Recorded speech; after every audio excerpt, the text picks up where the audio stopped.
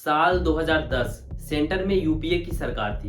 Congress party के doctor Manmohan Singh उस समय भारत के प्रधानमंत्री थे।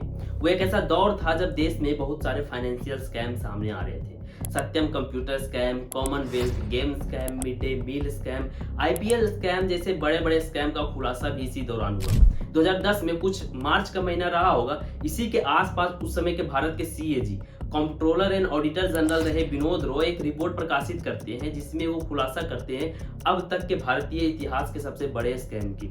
उसके बाद तो जैसे राजनीतिक से लेकर आर्थिक गलियारों में एक भूचाल सी आ गई।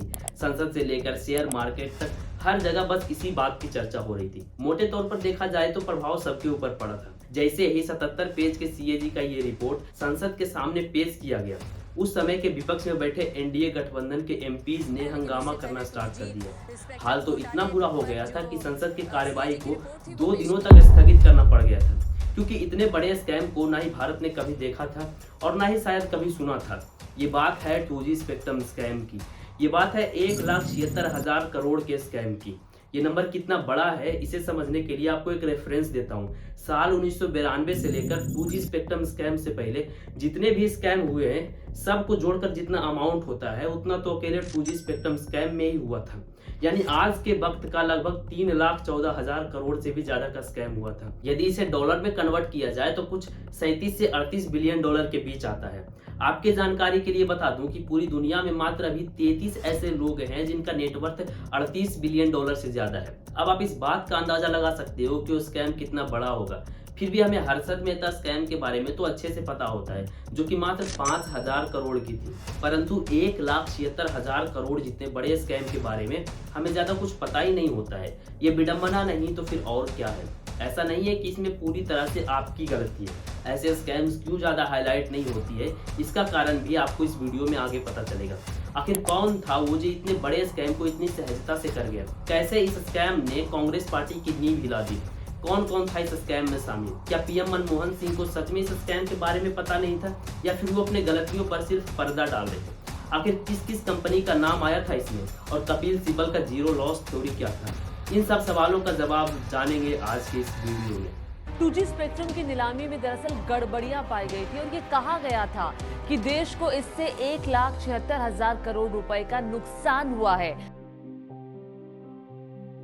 वीडियो में आगे बढ़ने से पहले थोड़ा सा समय निकालकर इस वीडियो को लाइक कर दीजिए।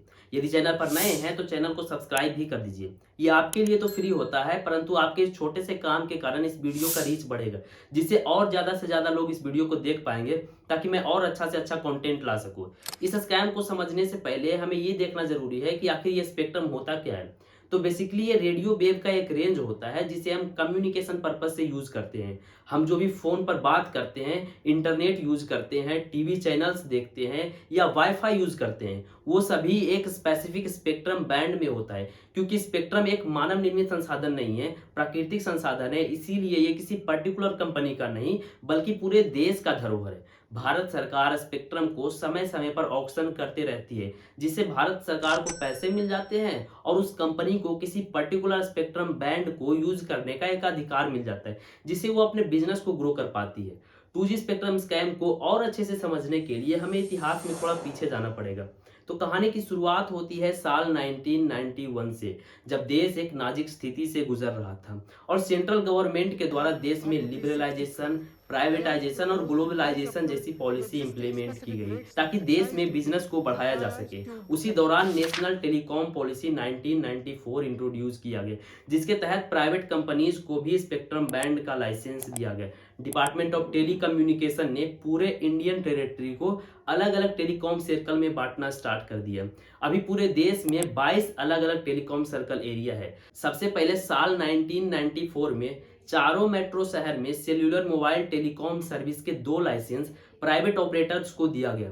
याद रखिए, ये वही टेक्नोलॉजी थी जिसके द्वारा हम फोन पर एक दूसरे से बात करते हैं। इसके 2 साल बाद यानी कि 1996 में ही बाकी 18 टेलीकॉम सर्कल में भी लाइसेंस प्राइवेट कंपनीज को दिया गया, जिसका कि टाइम पीरियड 10 साल का था। 20 फरवरी 1997 को टेलीकॉम सेक्टर का regulatory body telecom regulatory authority of India का गठन किया गया, जिसे हम ट्राई के नाम से भी जानते हैं, जिसके पास की सर्विस प्रोवाइडर को निर्देश जारी करने और इसके अलावा उनके बीच होने वाले विवादों को सुलझाने की पूरी तरह से न्यायिक शक्तियां हैं। ये एक तरह से टेलीकॉम सेक्टर में पुलिस की काम करती है। साल 1999 में न्यू टेलीकॉम पॉलिसी लाई गई, जिसके तहत किसी भी सेल्युलर मोबाइल ऑपरेटर्स को ट्राई के रिकमेंडेशन से बस एक बार एंट्री फी देनी होगी। उसके बाद अलग अलग टेलीकॉम सर्कल के लिए लाइसेंसिंग फी रेवेन्यू शेयरिंग के आधार पर देना पड़ेगा। उसके बाद टेलीकॉम सेक्टर बहुत ही लंबे समय तक बिल्कुल ही स्मूथ चलता रहा।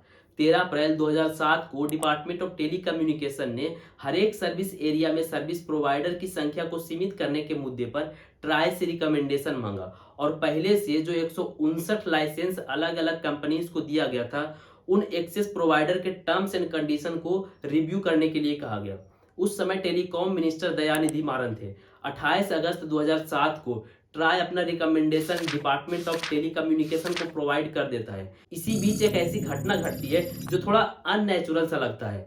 मई 2007 को दयानिधि मारन अपने पद से इस्तीफा दे देते हैं और ए राजा नए टेलीकॉम मिनिस्टर बनते हैं। साथ ही आर के चंदोलिया को भी पर्सनल सेक्रेटरी बना लिया जाता है। यहाँ ध्यान देने वाली बात यह है कि ए राजा का टेलीकॉम मिनिस्टर बनना कोई अननेचुरल बात नहीं था, बल्कि जिस तरह से और जिस परिस्थिति में वो बने थे वो थोड़ा अननेचुरल था। ऐसा मैं क्यों बोल रहा हूं वो आपको वीडियो में आगे पता चलेगा।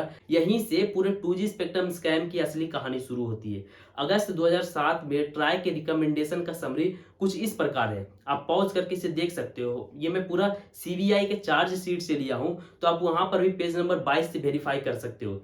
चार्ज शीट की कॉपी मैं नीचे डिस्क्रिप्शन में लगा दूंगा। देखिए, डिपार्टमेंट ऑफ टेलीकम्युनिकेशन के पास स्पेक्ट्रम बेचने के दो तरीके होते हैं।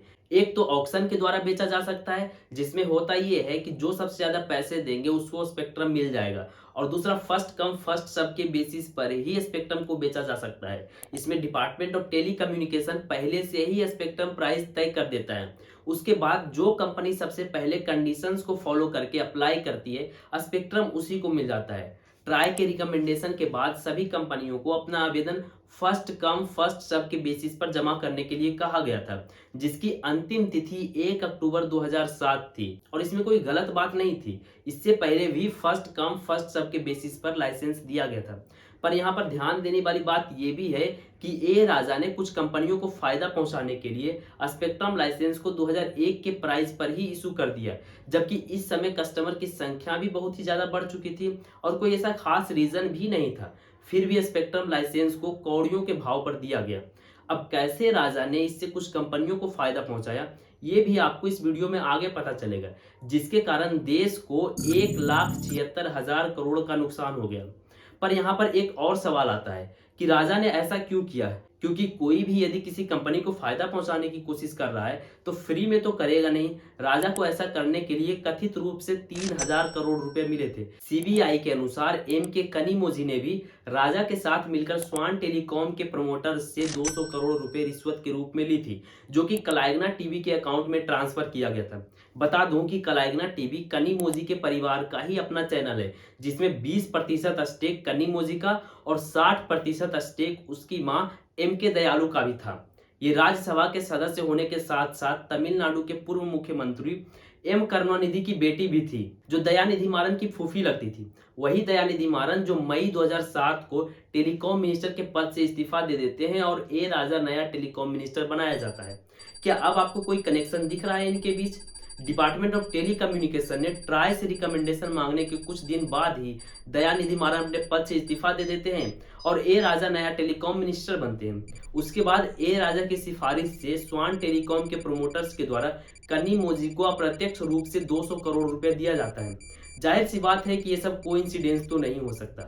चलिए अब देखते हैं कि कैसे राजा ने इतने बड़े स्कैम को अंजाम दिया और किसी को कानो कान खबर भी नहीं लगी, या यूं कहें कि खबर तो लगी परंतु इसे जानबूझकर दबाया गया। कहा जाता है कि स्पेक्ट्रम लाइसेंस के लिए आवेदन जमा करने की डेट अनाउंस करने से पहले ही कुछ कंपनियों को सारी इंफॉर्मेशन दे दी गई थी, ताकि वे सारे डॉक्यूमेंट्स के साथ पहले से ही तैयार रहे। डेट अनाउंस होते ही उन सभी कंपनियों ने अपना अपना आवेदन जमा कर दिया। उसके बाद ए राजा का असली काम शुरू होता है, जिसके लिए उन्हें पैसे मिले थे। उसने Swan telecom private limited, Unitech limited और कुछ कंपनियों के साथ मिलकर एक साजिश रचा, एक घिनौना साजिश। इस समय तक स्वान टेलीकॉम ने तो अपना आवेदन जमा कर दिया था, परंतु यूनिटेक ने जिन 8 कंपनियों को सजेस्ट किया था उन्होंने अपना आवेदन जमा नहीं किया था। इसीलिए राजा अभी तक भी कुछ नहीं कर पा रहे थे। इन सब चीजों को आर के चंदौलिया, जो राजा के पर्सनल सेक्रेटरी थे, वे पूरी तरह से मॉनिटर कर रहे थे और राजा को लगातार अपडेट दे रहे थे कि अभी तक कितना एप्लीकेशन आया है और कौन कौन सी कंपनी अप्लाई कर चुकी है। राजा का कहना था कि जैसे ही यूनिटेक द्वारा सजेस्टेड 8 कंपनी स्पेक्ट्रम के लिए आवेदन कर दे तो उसके बाद से ही आवेदन लेना बंद कर दो। परंतु जब उन्हें यह बताया गया कि ऐसा संभव नहीं है, वे एकदम से एप्लीकेशन लेना बंद नहीं कर सकते हैं, तो 24 सितंबर 2007 को राजा ने एक प्रेस नोट जारी करके ये अनाउंस कर दिया कि वे कल यानी 25 सितंबर के बाद से एक्सेस सर्विस के लिए एप्लीकेशन लेना बंद कर देंगे, जबकि आवेदन की अंतिम तिथि 1 अक्टूबर तक थी, क्योंकि संभवतः 24 या तो फिर 25 तारीख को ही यूनिटेक द्वारा सजेस्टेड 8 कंपनियां एप्लीकेशन जमा करने वाली थी। इस घटना के जांच कर रहे सीबीआई के डायरेक्टर जोगिंदर सिंह अपने किताब 2G स्पेक्ट्रम में इसे अच्छे से एक्सप्लेन करते हैं। वे लिखते हैं, सामान्यतः किसी भी सरकारी कार्य के लिए आवेदन प्राप्त करने की तिथि बढ़ाई जा सकती है। ऐसा कभी नहीं हुआ था कि उस तारीख को कम कर दिया गया हो, लेकिन यहाँ पर ऐसा ही हुआ और जानबूझकर कुछ व्यक्ति विशेष और कुछ कंपनियों को लाभ पहुंचाने और 373 आवेदकों को रेस से बाहर रखने के लिए आवेदन की अंतिम तिथि यानी 1 अक्टूबर 2007 को घटाकर 25 सितंबर 2007 कर दिया गया। जब ministry of law and justice ने इस डिसीजन को मंत्रियों के समूह को भेजने के लिए कहा तो राजा ने ऐसा किया ही नहीं, क्योंकि इस डिसीजन को यूनिटेक लिमिटेड के प्रोमोटर्स संजय चंद्रा, स्वान टेलीकॉम के प्रोमोटर्स शाहिद बलवा और विनोद गोयनका के साथ पहले ही तय कर लिया गया था। फिर भी कम समय होने के बाद भी 575 आवेदन प्राप्त हुए, जो कि 22 टेलीकॉम सर्कल के हिसाब से बहुत ही ज्यादा थी।